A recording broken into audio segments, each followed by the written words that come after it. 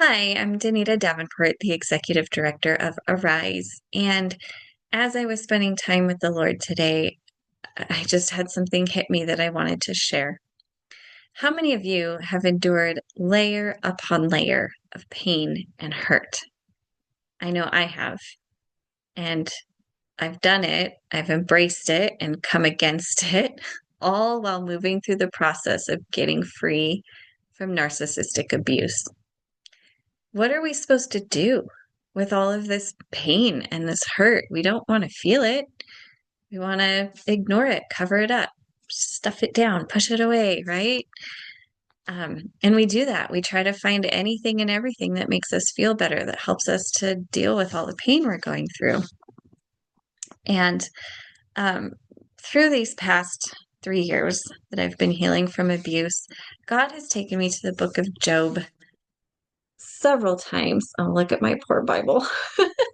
I've read it a lot. The back cover fell out. Um, the book of Job, and it's such a big book, and there's so much to it. But again, he took me there today, and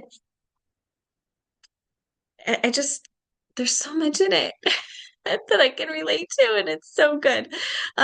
So in the first chapter of Job, if you don't know the story, it tells us about Job and this amazing life that he had. He had a wife and lots of kids and lots of money, lots of stuff, and he was blessed by God.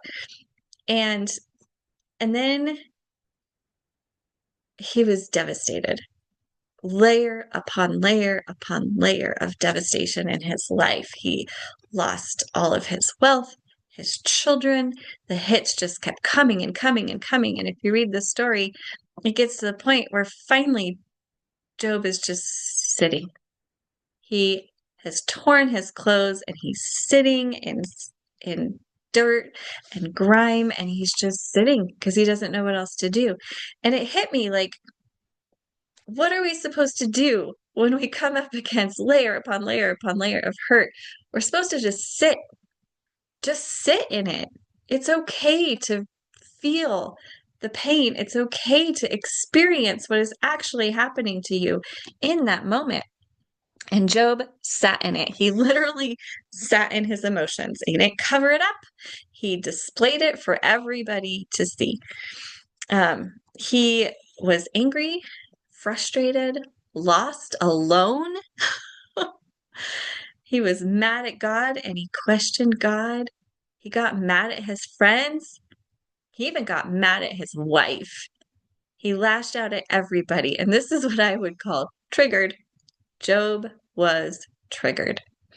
And I think this is such a beautiful picture of what is normal and what we are supposed to do when we are hit with layer upon layer of hurt and pain and devastation in our lives. Sitting in emotions is not good, it's not bad. It's what God gave us. He gave us emotions so we can connect with what is happening in our lives. I would also recommend that we don't fight triggers. Sometimes we try to ignore a trigger, don't pay attention to our body, just push through it. But a trigger is a clue to where we still need healing. It's your body saying, hey, there's still this piece you got to deal with. And so I allow them to happen. And I encourage other people, allow your triggers to happen. And then dialogue with your friends, dialogue with the people around you. Tell them what's going on and what you're experiencing. And these are all lessons that I took from Job as I read it today. That it was okay to dialogue with God and be mad at him, right? That's what Job did. Job also dialogued with his friends and he was mad at them. And so we can dialogue with our friends. We can be mad, we can disagree, and it's okay. It is part of the process. And the only way to get through to the other side is to go through to the other side. um, and if you're the friend of somebody who's going through this and they're triggered and they're angry and you don't know what to do with them, they're sitting in ripped clothes and ashes, do what Job's friends did in Job 2, verse 13. They sat with him for 7 days and 7 nights they sat with him. They didn't talk. They didn't tell him what to do. They didn't give him advice. They sat there 7 days, you guys. Could you just sit with your friend for a minute? Just let them be. Just sit in silence with them. For 2 chapters, God talks about Job's devastation. For 35 chapters, Job processes what just happened with his friends and with God.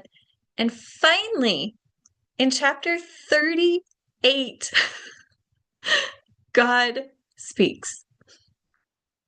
And what does God do? Oh, Job, my sweet boy, I'm so sorry. No, that is not it. God corrects Job, puts him in his place. He reminds him that he is God. We don't understand. We can't see the whole picture. We don't know what's going on and why we're here. And Job was like, oh my gosh, you're right. You're right, God. I don't understand. I don't see the bigger picture. I don't know why I'm here. And so he repents. God, I'm sorry. Sorry for the way I responded and for not trusting you, really, for not trusting you. And after Job repented, he resubmitted his life to God, gave himself over to God again. And then God blesses him far above and beyond all that he could ever ask or think. Job also had to pray for his friends, and his friends had to repent for their ignorance about God. And then the end of the story, we all know Job had way better at the end than he ever had in the beginning. God restored and replaced and did more. And it's a beautiful story of what we can do and what we can expect God to do when we find ourselves in devastating, traumatic situations.